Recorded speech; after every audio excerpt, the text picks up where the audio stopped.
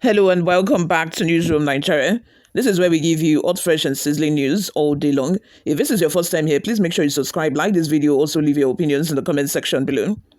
A chieftain of the People's Democratic Party, PDP, Dele Momodu, has criticized the Minister of the Federal Capital Territory, Wike, over his recent comments on the party's 2027 presidential ticket.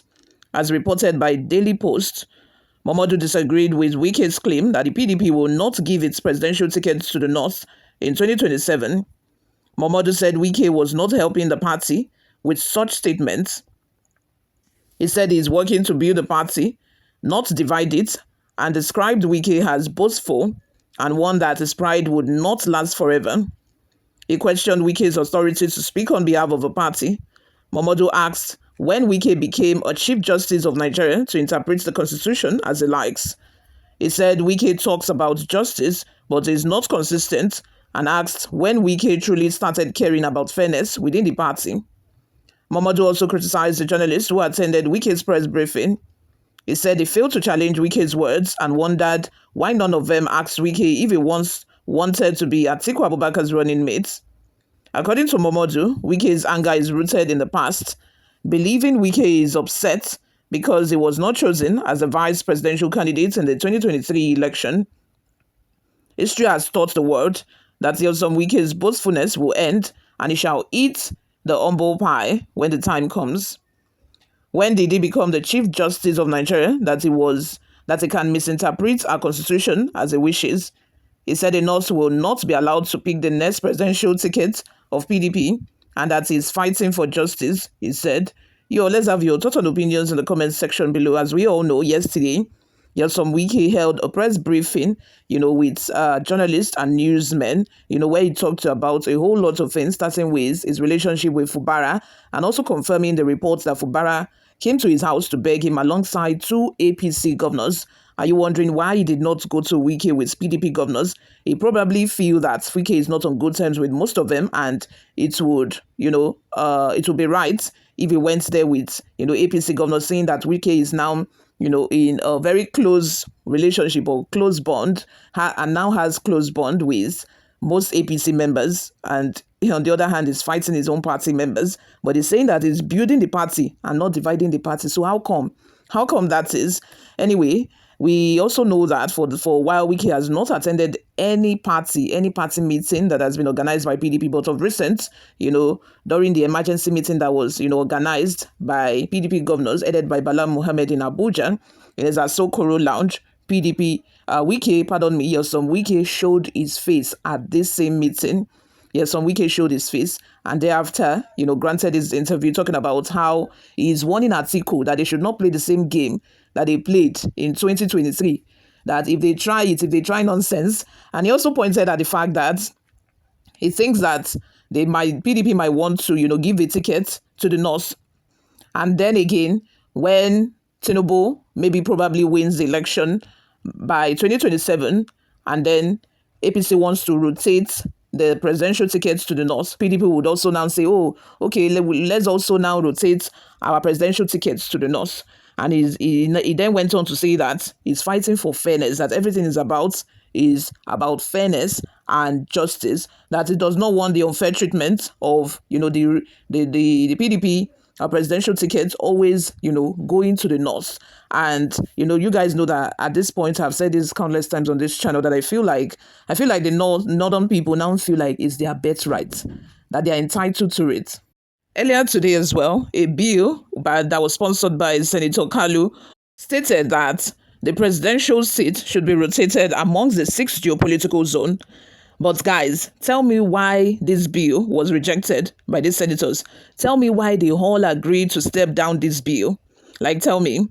I personally, I feel like if this bill was passed, it would be the end to the crisis happening in the Southeast. We have the Southeasterners clamoring that they have been left out, which is right, which is true. They have been left out. They have been left out. They have not had any representatives in Aso Rock on the presidential seat for so long. And these people have been agitating that, they want to have their own country called Biafra. They want to stay on their own since they are not even getting recognized, since, they are being, should I say, segregated in most, position sharing or, appointments and all things like that. These people have, I feel like this is even what bettered, Biafra in the first place, because the Southeasterners feel like they are not being represented and they are being, segregated.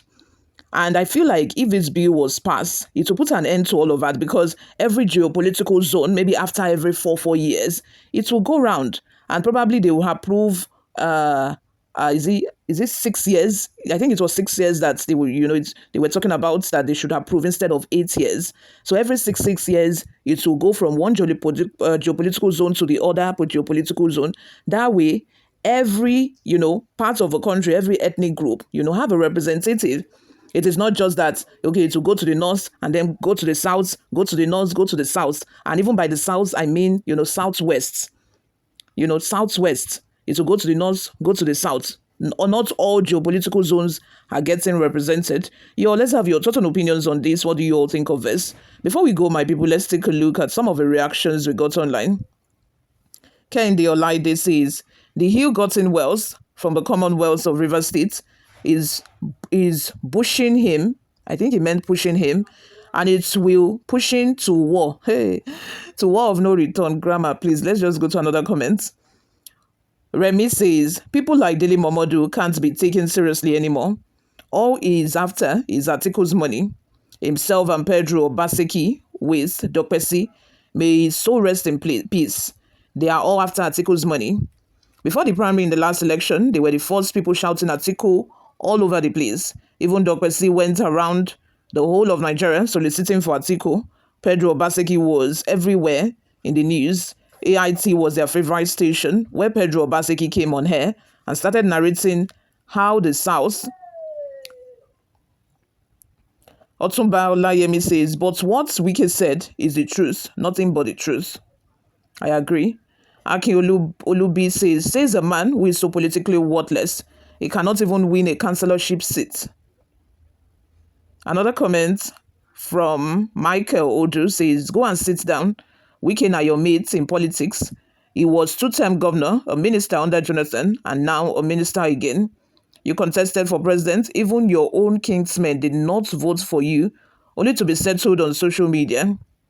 Nurse Joe says, Wike is nothing, rather is an opportunist who is a power monger, which he wields recklessly. Our judiciary has aided and abetted him, such that like he writes his own court judgment, but merely delivered by a judge of his choice. He is also a coward who was so scared of being out of power, he just had to join the devil to be relevant. Barnabas says, Wike has become the enfront terrible of the Nigerian nation. He has different scripts for the three arms of government, and when he sneezes, Nigerians catch cold.